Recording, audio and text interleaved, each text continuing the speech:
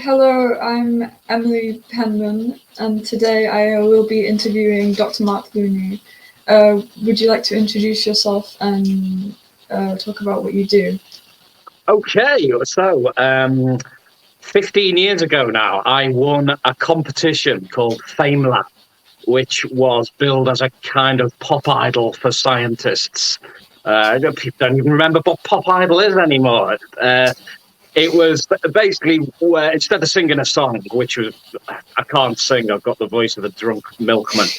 You do like you do a 4 minute lecture and you get through the rounds that way. So I won that national competition. In the final, I did the physics of rock guitar in 4 minutes. And from that, I started doing public shows, public lectures all over the world, actually, at science festivals and things like that. So I've done Tokyo, South Africa, Las Vegas, St. Louis, Australia, New Zealand, all over the place. In 2008, I was the Institute of Physics schools lecturer. That involved a tour of like 40 cities in the UK, doing a lecture about guitars and the Large Hadron Collider that had just come online. And my day job, I'm a senior patent examiner. So I'm the guy, if you've invented something, especially in telecoms or voice recognition, I'm the guy who says whether it's been done before. So I'm both a kind of physics lecturer and a civil servant. That's kind of me. The first question that I would like to ask is about your guitar. Right. Yeah, I wanted to ask, what do the equations on it mean? Okay, right. So let me show you my guitar. Right. Gonna have to look at the camera. Okay, so the light's catching it a bit. This was done, I designed this, but it was paid for by the Institute of Physics, and it was done by a really creative, artistic guy called Jim Fogarty in Orkney, of all places. So I had to post my guitar off to Orkney, and he did this lovely artwork and sent it back. So what you can see is, who's that? Einstein. That's Einstein. He's fairly well recognizable. And all of this side is the physics of the very large, right? So we've got the air, the moon, a black hole. He didn't even do me a free black hole on the back just to practice. And these are the equations of general relativity. These are the equations that govern physics at the very largest scales, okay? Then on the other side, any idea who this guy is? No. No. It's actually Max Planck, who's the father of quantum mechanics, the physics of the very small. So, right, so this equation here, this is the Schrödinger equation that governs physics at the very tiniest scales. Jim actually cut this out of gold leaf with a scalpel. That's the level of craftsmanship he put into this. And the pattern is actually the decay pattern of a Higgs boson. This was the pattern that they were looking for at the Large Hadron Collider to confirm the existence of the Higgs boson and the Higgs field. So you've got physics of the very small, physics of the very large. Now, for over 100 years, physics has been trying to put these two together to get something called quantum cosmology and quantum gravity to make the physics of the large match up with the physics of the small. So it's all a nice seamless kind of description. The trouble is there's just like infinities everywhere. You divide by zero all over the place if you're just using little points. So one of the aspects of Peter Higgs's framework was instead of just using little points, what you can do is use a one-dimensional entity, right? Especially for the strong force. Now, if you do a one-dimensional entity rather than a dimensionless point, that solves an enormous number of these dividing by zero problems, and you actually get a nice, fairly demonstrable framework to work on. So if you take that a lot further, what you can do is describe everything in terms of these one-dimensional entities that vibrate in more than three dimensions. So that's called string theory. Now, M theory. So one of the candidates for making the physics of the large agree with the physics of the small is called string theory. So the strings lie between two. That's So a is nice that little what story. So did you design the guitar yourself, or did someone else? Yeah, I did. I mean, help you design it? I just said to the Institute of Physics, it'd be cool if I got like really cool artwork on the guitar. So they said, yeah, all right, we'll pay for that. So I asked around, and the guy who was well into it and really liked the idea was this guy Jim in Orkney. So we just kind of sent pictures of various designs. Einstein and Planck once met. They actually met each other, and there was a photograph of them meeting each other. So their faces come from that photograph when they're looking at each other. Oh. It's not just artistic license. They were actually looking at each other. So there were various things we had to muck around with on an Ibanez guitar like this. The lead usually goes in about there, right? And that cuts out an awful lot of area for artwork. So we ummed and ahed, and then we thought, well, let's just put the lead on the back, shall we? So it gives us more area for these beautiful ribbons. So we talked about it. I generally did the design, and he added his ideas, and it all came together. He said very early on. So he used to do a lot of guitars, and sometimes he'd start it and go, well, this is all right, but it's not quite working artistically. He said very early on, just the sheer artistics of this, just the way it holds together, he knew it was going to be a really effective design.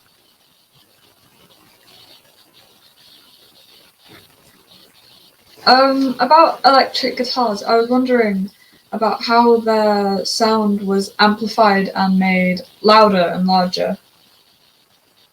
Right, well, to understand the guitar, first you've got to look at the string, okay? So if I just use my acoustic, so you pluck a string, and it'll vibrate from side to side at a certain frequency. That's called the fundamental frequency.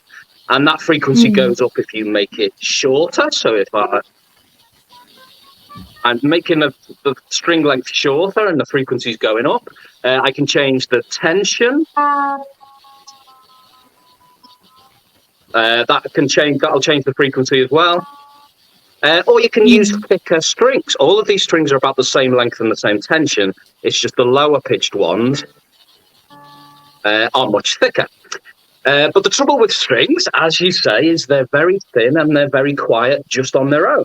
So somehow we need to get those frequencies to our ears. Now, in an acoustic guitar, this big wooden plate, so you see the strings are attached to a wooden plate, and that wooden plate moves much more air around and makes those frequencies louder. The wooden plate actually delivers the frequencies through the air to our ears.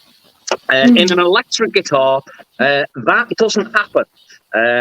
And an electric guitar is just a solid bit of wood. It doesn't move around at all. So somehow we've got to get those string frequencies to our ears. In an electric guitar, what happens is, right? So these strings are made of metal, right? These little dots here are the ends of magnets, and there's loads of wires wrapped around the magnets. Do you know what you make if you move a metal thing near a magnet with loads of wires wrapped around it? Doesn't it create electric current? Yes, you induce an electric current. That's Faraday's laws of induction. So these strings are moving around very quickly, and they induce a sine wavy electrical signal in the wires wrapped around the magnets. But those signals are very weak. What has to happen is that you need to boost them with a big electrical signal that you can then put into another magnet that is attached to a little paper cone. So if you remember, the wooden plate was moving the air around from the string, and that can be fairly loud. If it's a magnet on a paper cone, that can get really loud. Your basic, an acoustic guitar, the string and the piece of wood are all the same instrument. So there's limits to how loud that can go. But if you completely separate the strings from the thing that's actually moving the air around, you can basically record as loud as you like.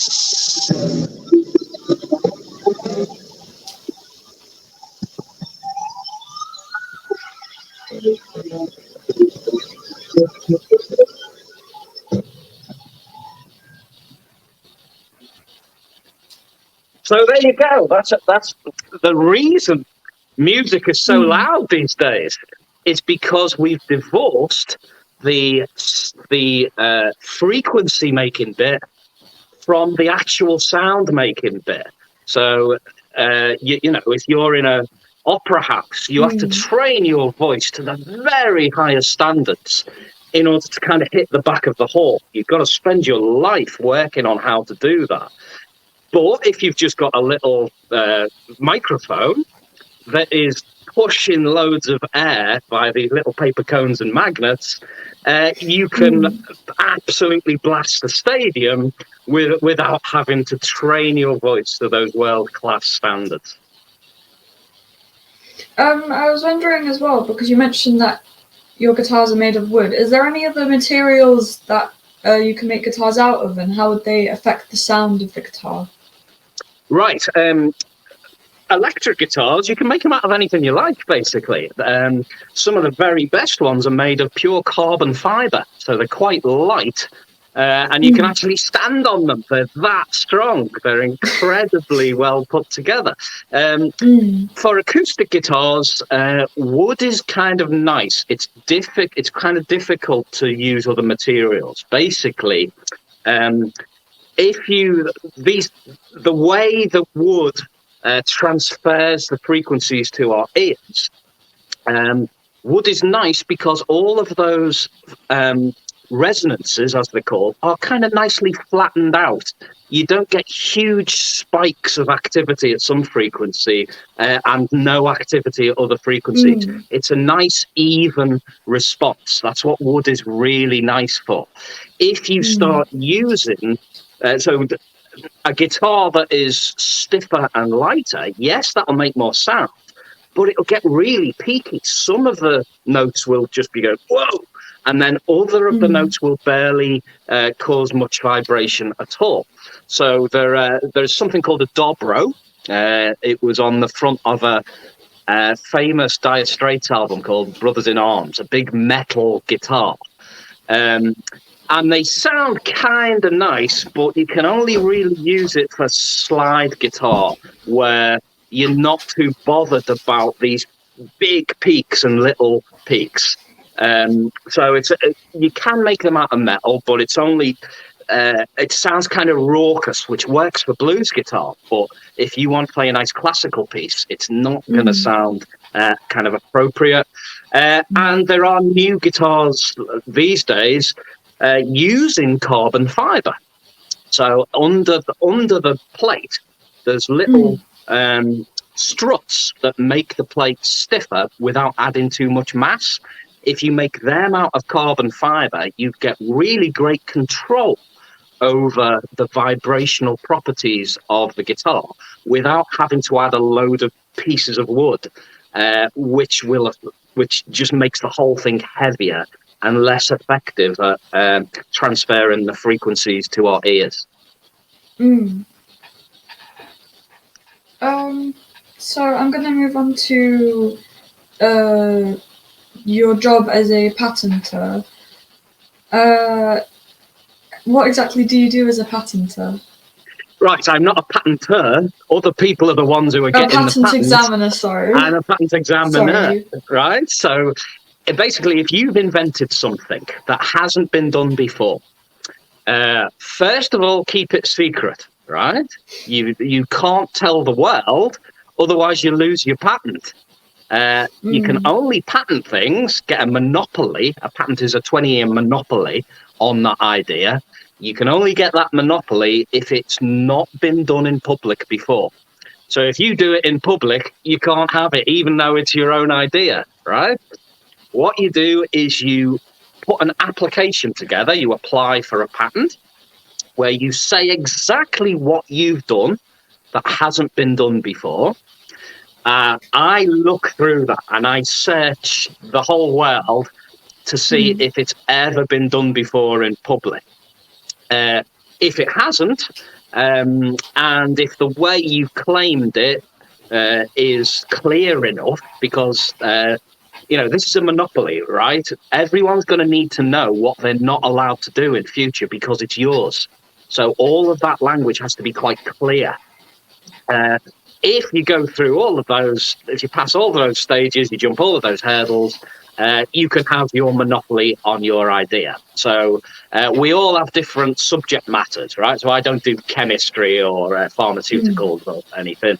I do telecoms, which is what we're doing right now, and voice recognition. So you could put the recording of this interview through a speech recognition program, right? And it would give you a little transcript at the side where the computer is understanding what words are being said. It might even be able to handle my Scouse accent. That's how good they're getting these days. So again, if you've got a new way of doing that, a new way of getting a computer to recognize the words that are being uttered, I'm the guy who says whether it's been done before and whether you deserve a monopoly for it. All right. I'm sorry, I'm very nervous. That's all right. I am too. Thanks. So have you ever tried to patent something? I wouldn't be allowed to. See, that's one of the aspects of the job. If I applied, then I might be able to get me mates to do us a favour and pass it, even though it's actually not justified. So civil servant, this kind of thing happens a lot with civil servants, right? We are servants of the crown. We're servants of the people, if you like.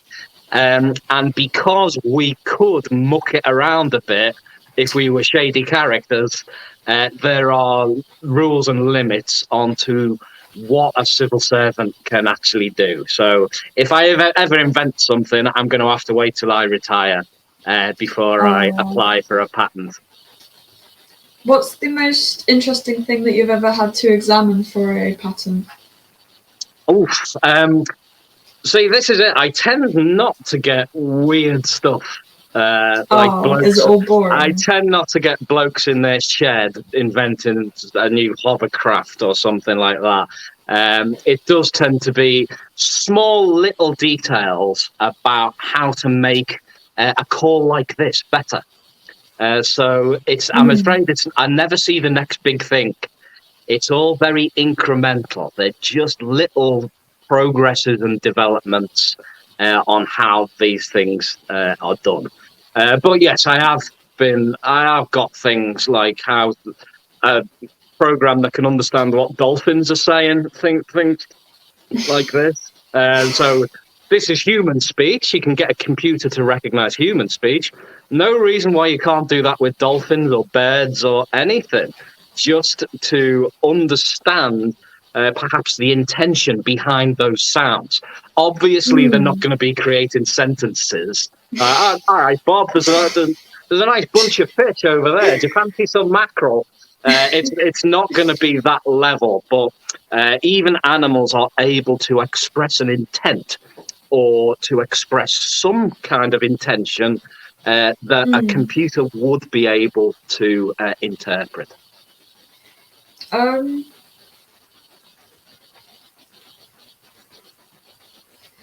I think this is all the questions I have. Well, thank you. This has been a very professional interview, so thank you very much. Thank you. I hope my answers have been satisfactory, and do please keep going with this. This is if this is the kind of thing you like doing, just keep doing it. Thank you. Thank you for joining this interview. Goodbye. Thanks, Emily. Have a good day. Cheers. So thanks for listening. I'll play out with a bit of Patchel Bell.